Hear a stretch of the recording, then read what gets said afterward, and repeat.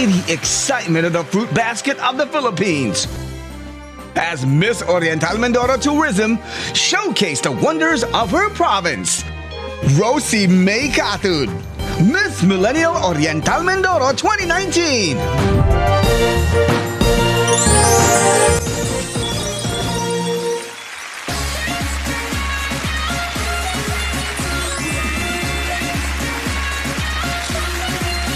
Magandang tanghali, Tobercats! Nagmula sa lalawigan ng Mangyan, Halcon at Tamaraw, masayang puntahan umulan man o umaraw. Tuloy po kayo, ito ang gusto ko, Oriental Mindoro. I feel good po actually. Uy, ikaw ba'y nangumusta na sa inyong probinsya? Nagkaroon daw ng earthquake doon kaninang umaga. Kanina ba? Gano'ng kalakas yung earthquake? Uy, dahil wala akong, simula po Yung kanina mga kamag-anak mo doon. Okay naman daw sila. Actually, kachat ko pa po sila kanina and sa tingin ko naman po, okay na okay po. Wala namang nabanggit, so ibig sabihin hindi Wala siguro... nga po eh. So parang sila, okay na okay. Ay, second year BS Architecture student. Yes po. Ano bang plans mo? Bakit gusto mong maging architect? Actually po, bukod sa passion ko ang pagdodrawing is sobrang thrilling po ng course ko and gusto ko po kasi paglaki ko, pagkaya ko na, makakapag-build po ako ng mga bahay which is Residential ang yes gusto mo. po. And pasok po yun sa isang pangangailangan ng bawat mamamayan po natin. Pero gusto mo, ang plano mo, stay ka lang sa Oriental Mindoro. Kung mabibigyan po ako ng opportunity, actually, why not po na umalis, di ba? So, yun. Wag parang- na. And Oriental Mindoro is called the fruit basket of Southern Tagalog. Ano ba yung Yes mga po. sikat na prutas sa Oriental Mindoro? Lahat po kasi ng prutas is meron kami. Meron po kaming marang at meron din po kaming lansones. Napakadami po sa amin yan.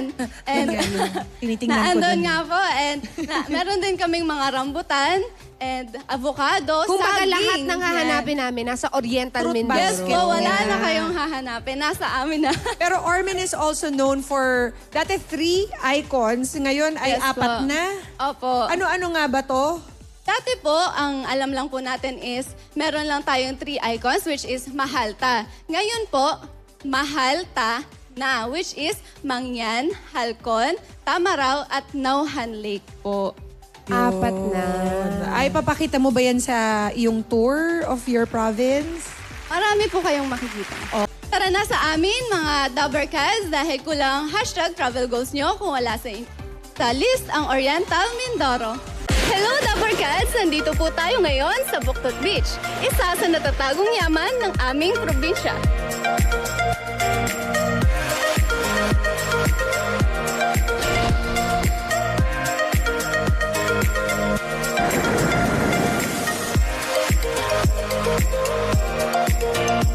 Talagang napakasarap maligo at napakalinis ng tubig. Nandito po tayo ngayon sa Agsalien Gloria at isa po sa kanilang tradisyon ang pagputong ng korona.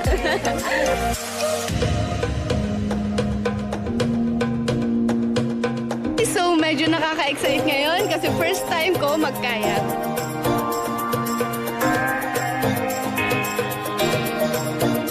Ngayon, mag-i-snorkeling naman kami.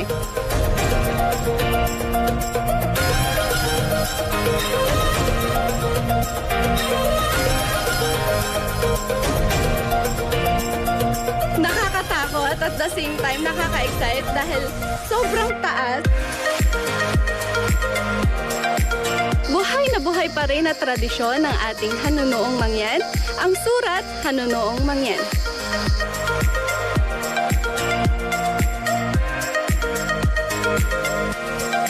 This is Rosie May de la Cruz Catud, your Miss Millennial Oriental Mindoro 2019. Tuloy po kayo at ating tuklasin ang natatagong yaman ng aking probinsya. Makibiyahe na Oriental Mindoro. Tara na! Opo, kasi bagong-bago po yun and hindi naman bago, pero bago Newly sa discovered. paningin. Opo, kasi nakatago talaga siya and ngayon lang po siya nadidiscover. Maganda pa punta doon ngayon kasi parang virgin pa siya. May mga resorts Sobrang na ba linis. doon, Rosie? Sa ngayon po, wala pa. Pero may cottage naman po. So, Ah, Pwede na yun. talagang Itong mga dala mong pasalubong, Rosie, tinatanong namin, syempre kami ni Pauline, kung pumisita kami ng Oriental Mindoro, ano yung mga dapat naming pasalubong sa mga pamilya namin dito? Siyempre, unang-una ko pong ire-recommenda sa inyo is yung aming banana chips po kasi hindi lang siya sweet na flavor, marami pa pong iba.